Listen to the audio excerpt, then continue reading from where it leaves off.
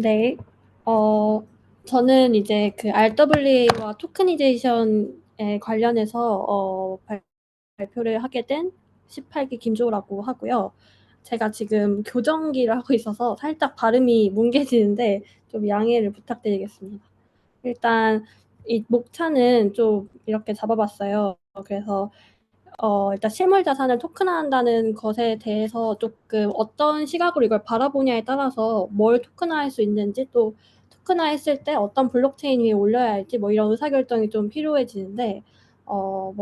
그래서 이제 처음에 일단 사례가 어떤 게 있는지를 좀 보고, 그리고 현재 이제 글로벌리 토큰화 관련해서 어떤 논의가 이루어지고 있는지를 조금 알아보려고 합니다. 그리고 제가 좀 개인적으로 관심 있게 보던 그 오닉스 프로젝트의 그 프로젝트 가디언이라는 그 POC 상황을 조금 공유 드리고 싶고요. 그다음에 그 US 트레저리를 다루는 프로덕트인 온도 파이낸스에 대해서 조금 더 깊게 이야기해 볼 수 있는 시간이었으면 좋겠습니다.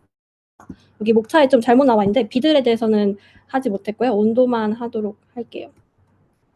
그래서 일단 토크나 추세를 좀 보면 일단 첫 번째 사례로 좀 추세를 보고 싶어요. 그래서 첫 사례로는 저희가 잘 아는 스테이블 코인이 사실 가장 대표적인 토크나 사례라고 볼 수 있을 것 같아요. 왜냐하면 지금 이게 피앗 백드된 스테이블 같은 경우에는 이제 원칙적으로는 이제 이걸 서클이 좀 더 잘 지키고 있긴 하지만 실물 자산이랑 1대1 대응되어 있고, 그리고 이제 미국 달러 연동된 스테이블 코인이라고 하면은 한 개 스테이블 코인당 이제 그에 해당하는 1 USD를 실제 리저브에 가지고 있어야 하는 거기 때문에 이게 이제 실물 자산인 그 달러를 이제 토큰화했다라고 볼 수 있는 케이스고요. 그래서 서클의 사례를 보면은 일단 여기가 이제 대표적으로 이제 제일 리저브에 대한 그런 투명하게 공개하는 그 서클이기 때문에 가져왔고, 지금 마켓캡이 한 34빌 수준인데 얘를 이제 백드하는 그 리저브는 이제 현금성 자산을 들고 있는 거고, 거기서 이제 현금성 자산이라 함은 뭐 실제 캐시가 될 수도 있고 초단기 미국 국채나 아니면 레포 같은 거 MMF에 있는 그런 거를 가지고 있어요. 그래서 보시면은 딜로이트가 이제 제3자 오디트를 진행을 하는데, 이때 이제 오디트는 리저브 예치금이 현재 유통되고 있는 USDC 총량보다 많은지만 이제 확인을 해주는 거를 이제 달달이 진행을 하고, 그리고 블랙록에서는 이제 그 매일 단위로 이제 포폴에 대한 리포팅을 제3자로 해주고 있어요. 그래서 이렇게 좀 리저브를 투명하게 공개한다. 그래서 여기서 볼 수 있듯이 여기 리저브에 있는 모든 자산이 다 RWA인 거죠. 그래서 이거를 토큰화한 거가 이제 USDC가 되는 거고, 그래서 일단 첫 번째 사례로 가장 대표적인 게 이제 스테이블 코인 사례가 되고, 이제 두 번째는 이제 미국 국채를 토큰화하는 시도가 지금 계속 이루어지고 있는데, 이게 뭐 사실 원래는 그러니까 국채라는 그 자산 자체가 수익률이 뭐 1% 정도일 때는 매력적이지 못하다가 이제 22년도 한 5월부터였죠. 금리 인상을 계속하면서 이제 수익률이 5%까지 뛰게 됐고, 그리고 이제 또 장단기 금리 역전도 막 계속 되면서 단기 국채가 오히려 더 매력적으로, 단기 국채 진짜 안정성 자산인데 게다가 금리까지 높아버리는 일이 생겨서 이걸 이제 토큰화하는 그 시도가 계속 이루어졌고, 현재로서 지금 이걸 다루고 있는 프로젝트가 꽤 많은 상태이고 한 1.92 빌리언 정도의 그 시장을 형성을 하고 있습니다.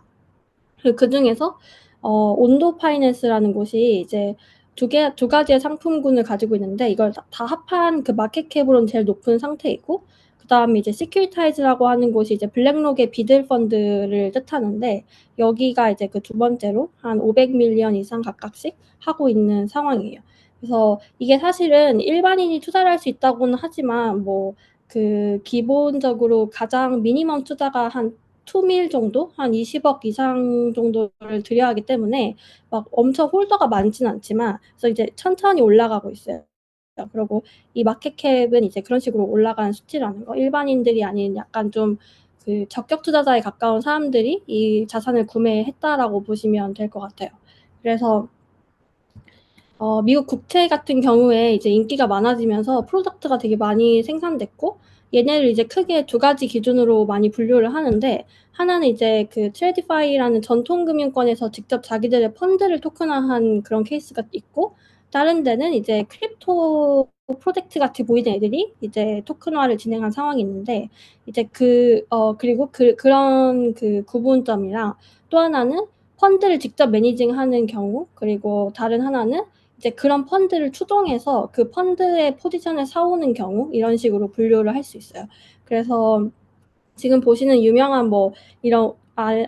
저희가 아는 자산운용사들이 직접 그 자기들이 매니징을 하면서 그 펀드를 토큰화해서 만들어낸 형태가 여기라고 보시면 되고 그 나머지 앞선에서 지금 제일 그래도 볼륨이 높게 나오고 있는 온도 파이낸스 같은 경우는 조금 크립토 플레이를 하는 그런 곳에서 이제 그 블랙록의 그 ETF를 사는 그 국채 ETF를 사는 형태로 이제 그 포지션을 그 익스포저를 하고 있는 상황이라고 보시면 될 것 같아요. 그러고 지금 이제 이게 토큰 이런 국채 시장이 활성화하게 된 계기가 아까처럼 그 일반인이 접근하기엔 아직까지도 그 가격 하한이 너무 이제 그럼에도 높은 편이고 그래서 일단 지금 기관들이 많이 들어오면서 이제 또 이제 이슈가 많이 됐는데 그중에 하나가 이제 다오가 그 사실 이거 2022년 한 10월 연말부터 이제 메이커다오가 이제 뭐 엔드게임 뭐 프로포절 이런 거를 그 루네라는 대표가 올리면서 시작이 됐는데 이제 본인들의 자산이 이제 베어장 때 조금 너무 모든 걸 다 크립토로 돌고 있으니까 이제 거기에서 오는 그 리스크를 해칭하기 위해서 우리도 RWA 자산을 갖자 이런 식으로 해서 일정 부분을 이제 그 국채를 사는데 사용을 하기 시작을 했고 이제 그거를 서비스해주는 곳도 생겨나고 막 그랬었는데 현재로서 이제 메이커다오가 이미 RWA 포트폴리오로 들고 있는 것만 2빌이 넘는 상태고 거의 지금 이쪽에서 5% 정도의 수익률을 지금 연 5%를 주고 있는 상황이니까 대부분의 수익 창출을 또 RWA에서 하게 되는 상황이 벌어지면서 다른 다오들도 자기들 이제 트레저리 매니지먼트를 할 때 이제 RWA 자산을 적극적으로 도입하는 그런 시도가 이루어지고 있고 실제로 앞서 보여드렸던 그런 프로토콜들이 거기 다오 거버넌스 프로포절에 가서 내 거를 쓰면은 너희들한테 어떻게 좋은지 어떻게 도와줄 수 있는지를 직접적으로 이제 홍보도 하면서 이제 이런 도입 효과가 더 커지고 있는 것 같아요. 그래서 일단 미국 국채 같은 경우가 조금 좀 이례적인 수익률 때문에 역대 없었던 수익률이어가지고 현재로서 가장 좀 큰 임팩트를 주고 있고 지금 거의 모든 스테이블 코인 그리고 뭐 일드 베어링 하는 코인들이 다 이제 국채를 백해서 그 수익률을 이제 자기들 챙기거나 혹은 이거를 그 유저한테 분산시켜주거나 하는 형태로 BM을 만들고 있고 해서 조금 눈여겨볼 만한 현상이 계속 나타나고 있는 것 같아요. 그리고 이제 뭐 금리가 인하될 거라고 하긴 해도 이제 5%에서 막 급격스럽게 다시 우리가 알던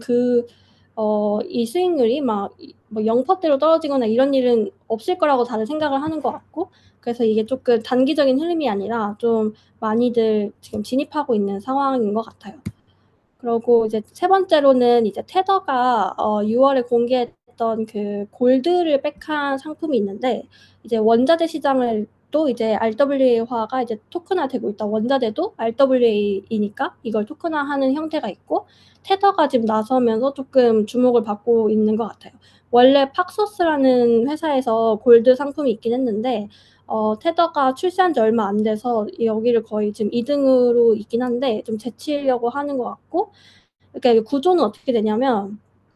일단 테더가 이런 그 자기들이 이제 이런 금을 기반으로 한 상품을 알로이라는 명칭으로 이제 내세웠고 여기에 첫 라인업으로 이제 스테이블 코인을 공개를 했는데 그게 AUSDT예요. 그게 어떻게 구매할 수 있냐면 일단 투자자가 금을 사고 그 금에 대해서 그 스테이블 코인을 찍어낸 게 AUSDT인데 먼저 이제 USDT로 XAUT라는 보시면 이제 금 하나 지금 가격 그대로 지금 2,300불 정도 하잖아요. 지금 금이 2,400불 하는데 그 금 금액 그 자체를 토큰화한 게 XAUT고 얘를 구매를 해서 이제 유저가 얘를 담보물로 맡겨서 AUSDT를 민팅하는 형태로 이제 구성이 되고 있어요. 그래서 저는 조금 이거 되게 보면서 이 뉴스를 보고 되게 놀랐던 게 이제 미국은 국채 시장이 워낙 이제 이렇게 되게 잘 버티고 있고 그리고 이제 미국 프로젝트들은 다 이제 국채를 토큰화하는 현상이 되게 가속화되고 있는데 아시아에서 미국 국채만큼 매력적인 RWA가 무엇일까 했을 때 역시나 이게 아시아에서도 뭐 금이야말로 사실 원래부터의 그런 기축통화였으니까 이거를 갖다가 이제 토큰화하려는 움직임을 이제 테더가 또 먼저 보여줌으로써 좀 되게 이게 되게 뭔가 제 생각에는 이게 되게 좀 '상황을 바꿀 만한 일이다.'라는 생각이 들었고 되게 흥미롭게 봤던 케이스예요.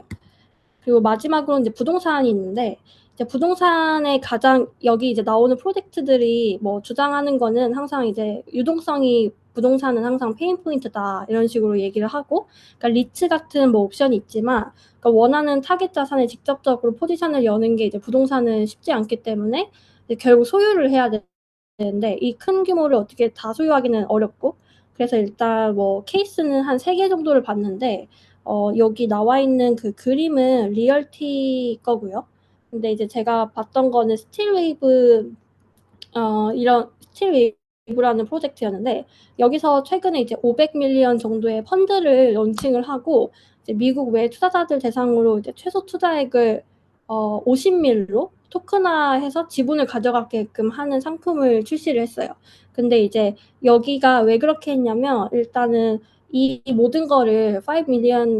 달러의 그 큰 규모를 모두 다 리테일한테 뿌리려면은 거의 크라우드 펀딩이 돼야 되고 너무 오래 걸리고 그리고 또 이제 인기가 없다고 느낄 수 있으니까 얘를 그냥 큰 규모로 50씩 다 쪼개고 이걸 프라이머리 시장으로 보고 이 50 밀로 쪼개서 사간 인베스터가 직접 자기가 세컨더리 마켓에서 거의 한 5 밀에서 20 밀 정도 이렇게 더 다시 쪼개서 이제 좀 다른 리테일러한테 넘기는 그런 마켓플레이스를 여는 형식으로 지금 운영을 하고 있는 걸로 아는데 그래서 좀 이런 방식이 있다는 거. 그러고 또 다른 거는 이렇게 되면은 결국에 디파이로서 이제 활용되기가 좀 더 이렇게 자연스럽게 활용이 될 수밖에 없는 게 일단 부동산을 토큰화 소유한다는 거는 일단 뭐 그 자체로 일들을 창출하기가 쪼끔 어려운 확률이 좀 높기 때문에 뭐 상업용 부동산이라고 해서 월세를 디스트리뷰션 한다고 할 수도 있겠지만 뭐 국채만큼 이게 현금화 자산을 토큰화하는 것만큼의 그런 일드가 애초에 불가능할 수도 있고 하기 때문에 이제 여기서 대개로 기대하는 거는 일단 얘를 담보물로 뭐 대출을 일으키는 거 이게 그냥 보편적인 케이스라고 볼 수 있고 그래서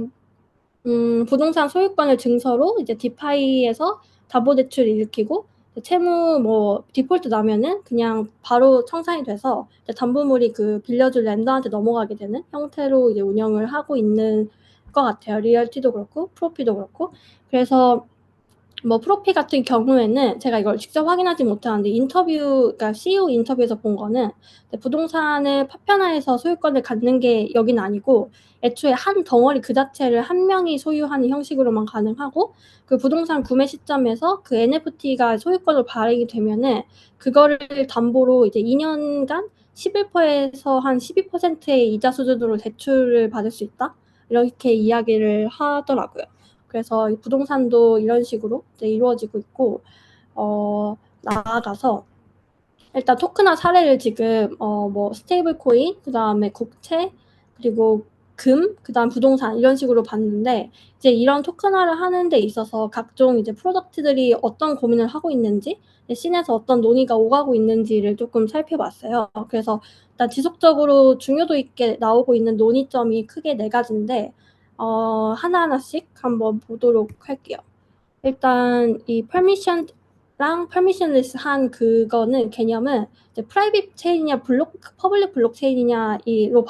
보시면 될 것 같아요. 그래서 먼저 이제 토큰화를 우리가 하겠다라고 하면은 이제 실물 자산을 뭘로 할지를 또 결정을 했다는 가정하에 이제 어떤 체인에다가 토큰을 이제 이슈를 할 건지를 선택을 해야 되는데 일단 어떤 전문가들은 이제 이 체인을 뭘 고를지를 판단하려면은 본인한테 2 가지 질문을 하라고 하더라고요. 첫 번째로 이제 너가 지금 발행한 자산이 얼마의 빈도수로 거래가 될 것 같은지 그럼 이제 TPS가 중요해지는 이슈가 있을 수 있고 그리고 2 번째로는 어떤 그런 법적인 컴플라이언스 폴리시를 가지고 있고 이게 고객이 어떤 고객한테 못 팔고 이런 제약 조건이 뭔지를 그 라이센스별로 이제 파악을 한 다음에 어떤 체인으로 갈지를 결정을 해야 된다. 그래서 케이스를 살펴보면은 이제 프라이빗 블록체인이라고 하면은 대표적으로 이제 JP 모건이 직접 만든 그 오닉스 블록체인이 있고, 그리고 이제 뭐 퍼블릭 체인은 우리가 아는 그런 이더리움, 에토스, 스위 이런 게 있을 것 같고, 하이브리드라고 제가 이거는 이름을 줬는데 조금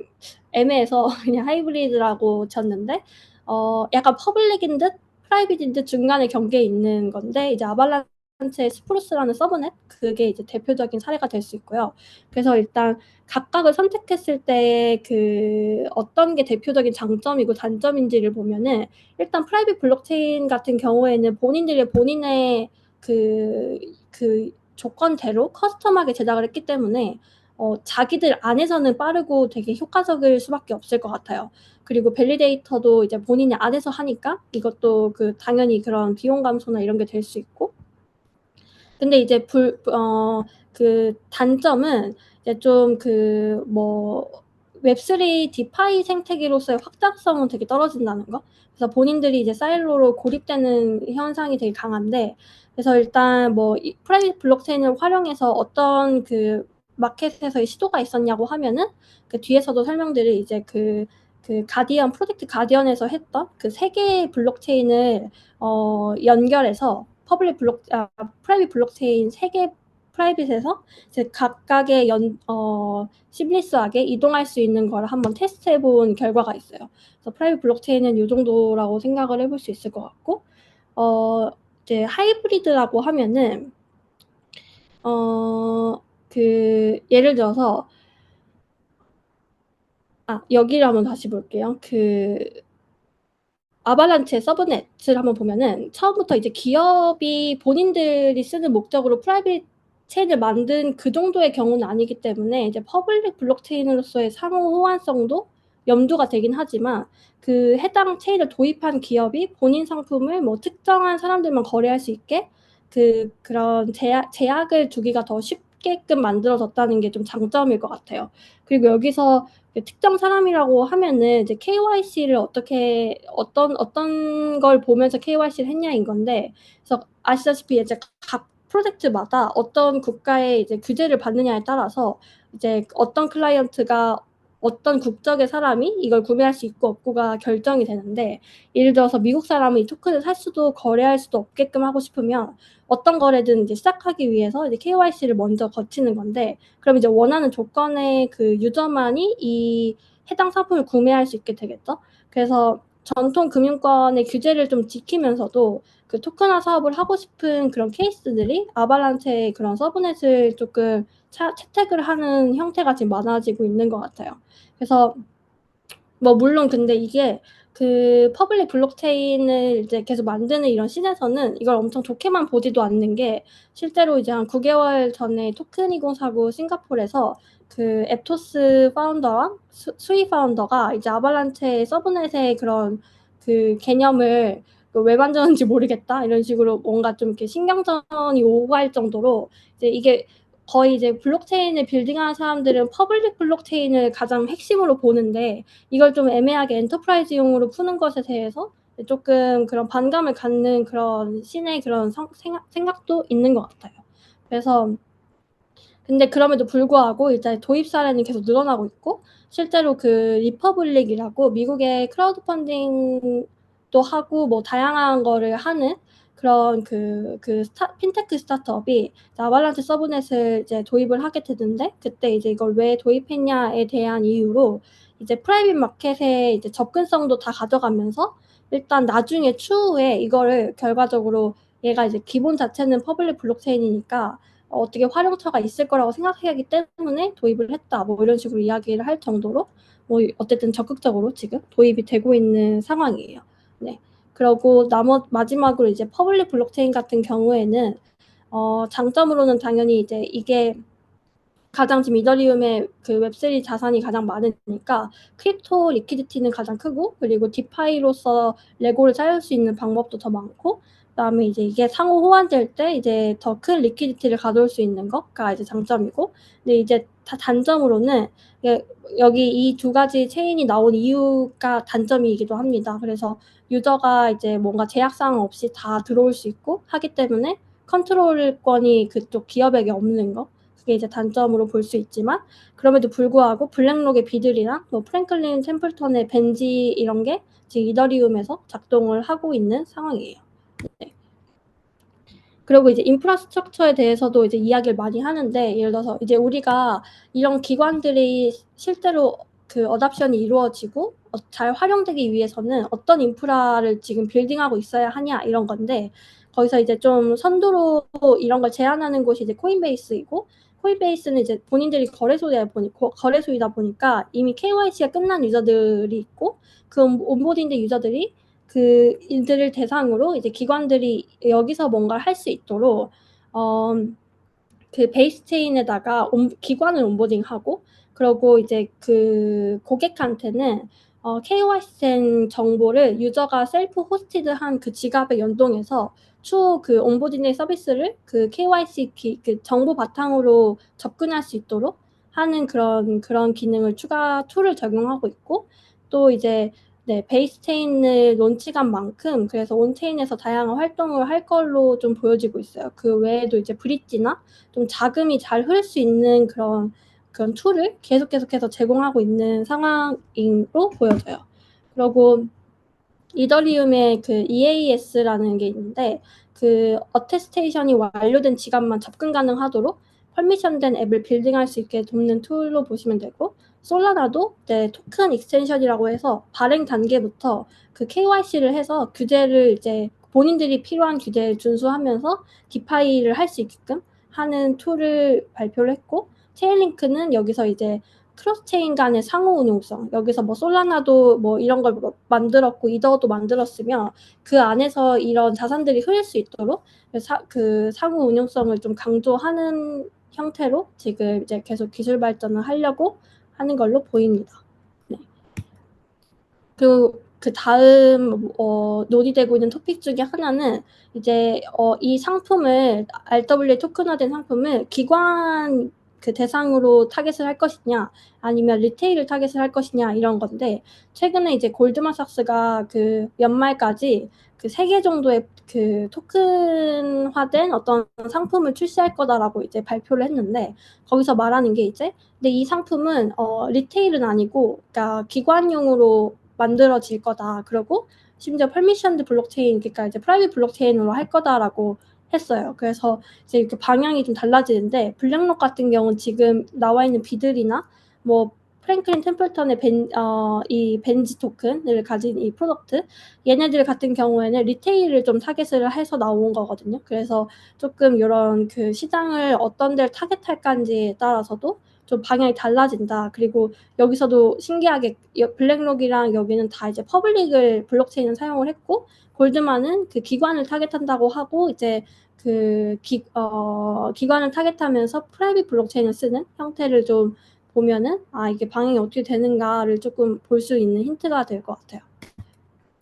그리고 마지막으로는 이제 디파이와 관련된 이야기를 진짜 많이 하는데, 그래서 RWA 토큰을 그 찍었으면은 이걸 그냥 증명서로 가지고 있을 거 우리 아니잖아. 뭐 이런 식의 생각이에요. 그래서 결국 이거를 다른 형태로 뭔가 더 디파이로 활용을 해야 되는데, 지금 나온 사실 디파이의 사용처는 역시 대출밖에 일단 없고, 일단 토큰을 담보물로 맡겨서 스테이블 코인을 빌려가는 형태로 이제 되고 있어요. 근데 이제 현재로서 이것도 되게 힘든 이유가, RWA는 진짜 완전 규제 산업이기 때문에 각각의 어떤 라이센스를 따르고 있는지에 따라서 이제 그 어떤 국가의 특정 뭐 어떤 사람은 살 수 없는 뭐 이런 게 너무 많기 때문에, 디파이에 이게 풀리기 시작하면은 이걸 어떻게 활용해야 될지 모르기 때문에 아직까지 그걸 다 막아둔 케이스가 더 훨씬 많은데, 그래서 현재는 일단 디파이를 뭐 사용하고 떠나서 일단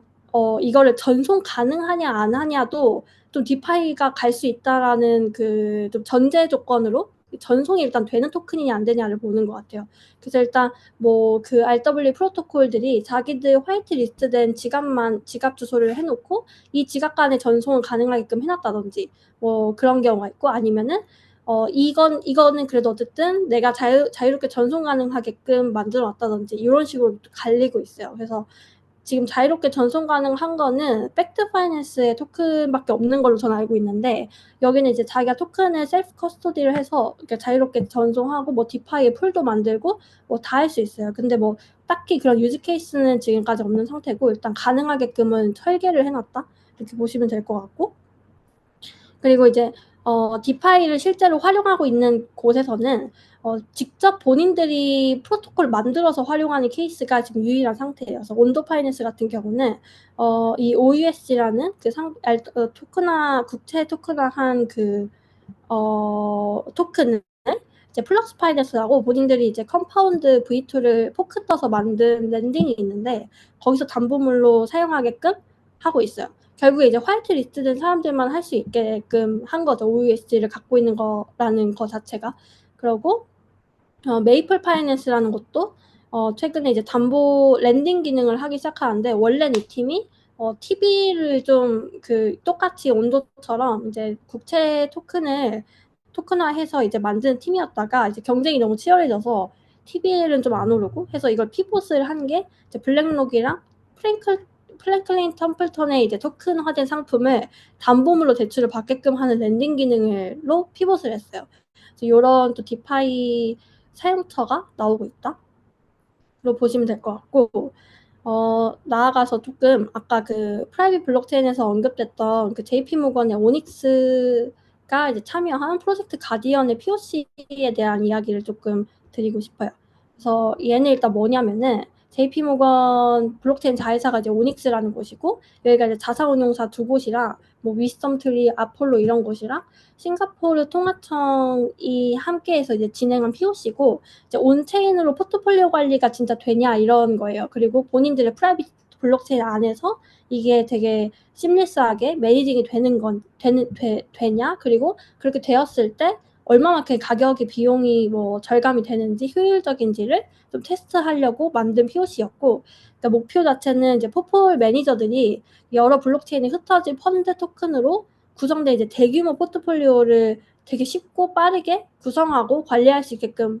하는 것을 이제 테스트해보고 싶다였어요. 그래서 이게 아래는 이제 포퓰러스라는 리서치 펌에서 정리한 그 해결하고 싶은 질문인데, 이거는 그냥 넘어가서, 일단 주요 테스트 한 거는 이렇게 세 가지의 프라이빗 블록체인이 있고, 이 펀드들을 일단 토큰화를 할 수 있냐 해서 이제 각각의 흩어진 위스덤 트리나 뭐 아폴로의 그런 펀드들을 토큰화 테스트를 했어요. 그래서 뭐 오아시스 프로라는 그런 업체에서 제공하는 그 툴킷을 사용한다거나 ODA를 사용해서 포폴을 이제 관리를 스마트 컨텍스트 모두 하려면 모든 그런 펀드 자체가 토큰화 되어 있다는 가정이 필요하니까 요걸 먼저 테스트를 해봤고, 그리고 포폴 내에서 이제 제약 없는 자산 구성이 가능하냐. 그럼 예를 들어서 세 가지 체인이 있다고 했으니까 뭐 어떤 A는 1번 체인에 있고 뭐 B는 3번 체인에 있는데, 내가 이제 요거를 다 모아가지고 포폴 구성을 하고 싶다고 했을 때 이게 가능한지를 테스트하려고 이제 그런 상호 호환성을 좀 받고, 여기서 이제 악셀라라는 그런 브리징하는 그런 크립토 팀이랑 레이어 제로와 같은 솔루션을 활용해서 실제로 이게 되는 거를 테스트를 했다고 해요. 그리고 자동으로 포폴이 리밸런싱 될 수 있는지, 그러니까 자동화 시스템을 도입을 하는 거를 주요 테스트 포인트로 잡고 진행을 했고, 결과적으로 리밸런싱 결과가 이제 되게 뭐 엄청 좋아서 이걸 이제 나중에 사업화로 하려고 지금 준비 중이라고 저는 이제 봤는데, 일단 결과 자체는 리밸런싱을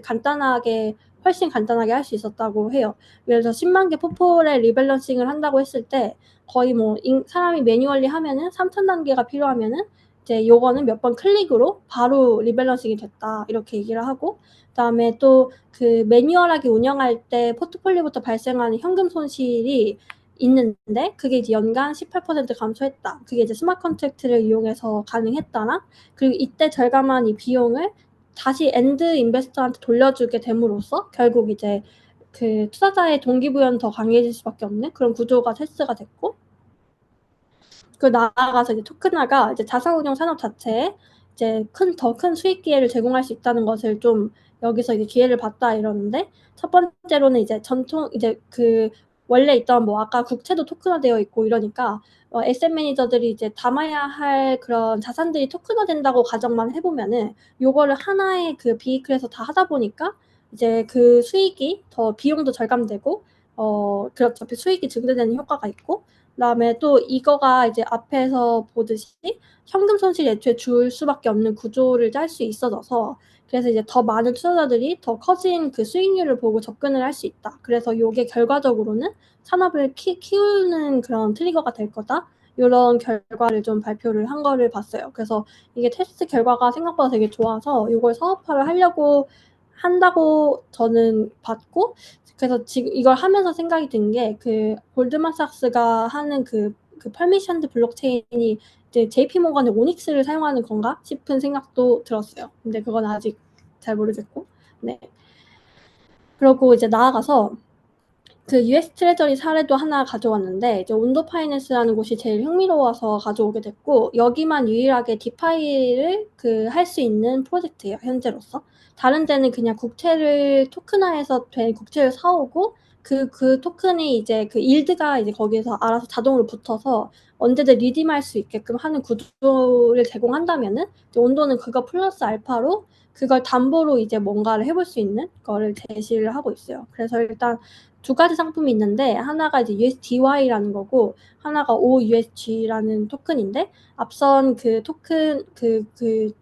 디파이 담보대출로서 사용 가능한 건 OUSG가 되겠고요. 그 USDY는 일단 이거는 퍼미션리스하게 스테이블 코인으로 쓰일 수 있는데, 일드 베어링 스테이블 코인이라고 보시면 돼요. 그냥 스테이블 코인인데, 그거를 백드한 자산을 뭐 국채로 해서 거기서 국채에서 나온 수익률을 그 스테이블 코인 홀더들한테 그냥 일정 시점을 계속 디스트리뷰션을 해주는 그런 형태이고, 일단 OESG 같은 경우는 얘를 들고 있는 사람은 이제 얘를 랜딩 프로토콜에 맡겨서 이제 담보로 USDC나 다이 같은 거를 제출해 갈 수가 있는데, 요 구조가 이제 이렇게 생겼어요. 그래서 일단 이거를 하면은 뭐가 좋냐라고 하면은 여기서 만약에 OUS를 담보 다이를 빌려간다고 가정을 해보면은, 다이를 그럼 누가 빌려주냐라고 하면 다이의 렌더의 동기는 이제 OUS를 갖고 싶은데, 이제 요거를 가지려면 KYC를 엄청 빡세게 해야 되는 상황이 있어요. 그리고 뭐 특정 국가는 안 될 수 있고 사실은. 그리고 아니면은 2밀리언이 있어야만 투자가 가능하기 때문에 내가 2밀까지는 없는 거예요. 예를 들어서. 그러면은 뭐 나 같은 경우는 5억만 넣고 싶은데 20억은 없으니까 요거를 갖고 싶다라고 하면은 이제 OUSG를 담보로 이제 다이를 빌려주는 렌더로서 이제 참여를 하는 거죠. 그래서 혹시라도 얘가 이거를 못 갚고 디폴트가 나면은 내가 OUSG를 갖게 될 수 있고 하는 그런 상황. 그리고 여기에 대한 수익률을 이제 기대해 볼 수 있겠죠. 여기 빌려가는 것만큼의 그 수익률이 나올 테니까. 그리고 이제 다이를 빌려가는 사람은 얘를 담보로 이제 스테이블 코인을 더 빌려가서 뭐 그걸로 다른 디파이 활동을 하던, 아니면 더 많은 OUSG를 구매해서 포지션을 확대하는 형태로 하고, 이게 아마 어느 정도까지 빌리고 뭘 해야 수익률이 줄지 않고 더 증대될 수 있고 포지션 늘고 수익률은 뭐 지킬 수 있는지를 온도에서 이제 거기 그 대시보드에서 아마 분석이 되는 걸로 알고 있어요. 그렇고, 네, 그래서 여기까지 좀 생각을 해봤고, 이걸 스터디를 준비하고 이제 좀 찾아보면서 앞으로 어떻게 될지가 되게 많이 궁금해졌는데, 일단 첫 번째로는 이제 퍼블릭 블록체인의 그 인프라 쪽이 계속 발전이 될 것 같다. 일단 프라이빗 블록체인이 물론 그 JP 모건이 오닉스에서 하고 있지만, 그게 뭐 전 세계 모든 금융기관이 오닉스를 쓸 게 아니라고 했을 때는 결과적으로 그 퍼블릭 블록체인에 대한 수요도 절대 사라지지 않고, 오히려 저는 이쪽을 좀 더 희망적이라고 믿고 있긴 한데, 근데 그 대신에 해결해야 될 문제가 이제 퍼블릭으로 풀렸을 때는 무조건 이제 컴플라이언스 이슈를 해결을 해야 되고, 요거를 고려한 뭔가의 그런 툴이 계속 등장할 것 같다는 생각이 들었어요. 그래서 지금 앞에 나왔던 뭐 이더리움의 EAS나 뭐 솔라나나 뭐 그런 데서 하는 것처럼 이런 게 좀 더 고도화될 것 같다라는 생각이 들었고, 그리고 이런 면에서는 그 코인베이스의 베이스가 되게 이런 유리한 선점 효과가 있을 것 같다. 이미 코인베이스에서 KYC가 끝났기 때문에 거기서 유저를 이제 그 베이스체인에서 다른 디파이 활동을 할 수 있는 걸로 이제 옮겨가는 게 좀 더 쉬워 보이는 생각이 들었어요. 그리고 퍼블릭이랑 프라이빗 둘 다 뭐 하나가 원래는 뭐 "프라이빗은 다 쓸모없다. 퍼블릭 해야 된다." 이런 주장도 되게 업계에서 많았는데 생각보다 이제 진행되는 속도나 뭐 여기 기관들이 고려해야 될 엄청난 많은 숙제를 고민해 봤을 때는 '프라이빗 블록체인도 필요한 경우가 굉장히 많다.' 그래서 요 두 가지 방식 모두가 이제 지속적으로 성장을 할 것 같다는 생각이 들고 하나가 뭐 지고 하나만으로 몰리고 이런 게 아니라 그리고 또 이제 가장 중요한 거는 계속 나오고 있는 그런 논의가 결국 뭐 기술은 어쨌든 우리가 극복할 수 있고 발전하고 규제도 이만큼까지 풀렸고 규제도 점점 이제 완화되고 있는데 가장 중요한 거는 어떤 자산을 토큰화할 것이냐에 대한 논의인 것 같아요. 그래서 뭐가 매력적이고 앞으로 더 많은 그 사람들을 온보딩 시킬 수 있을 만한 자산인지를 알려고 하는 시도가 되게 많고 그래서 앞으로는 요거 고객 관심을 누가 받을지를 모르니까 이제 더 다양한 자산의 토큰화를 계속 시도해 보면서 요거를 테스트해 나갈 것 같다는 생각이 들고 좀 많이 나오고 있는 게 뭐 VC 펀드 토큰화가 원래부터 이제 계속 이걸 한다 했는데 뭐 제대로 된 케이스가 없다가 요게 쪼끔 더 될 수 있지 않을까 뭐 요런 이야기들이 좀 나오는 것 같아요. 그리고 저는 이걸 그 스터디하면서 이번에 오닉스에 대해서 좀 더 알게 된 건데 되게 흥미로워서 앞으로 이제 자산운용사들이 온체인 포트폴리오를 실제로 론칭을 하고 그런 포폴 관리의 케이스가 생겨날 수도 있겠다라는 생각보다 빨리 그런 기대가 좀 들었던 것 같아요. 네. 그래서 네. 저는 여기까지 준비를 해 봤습니다.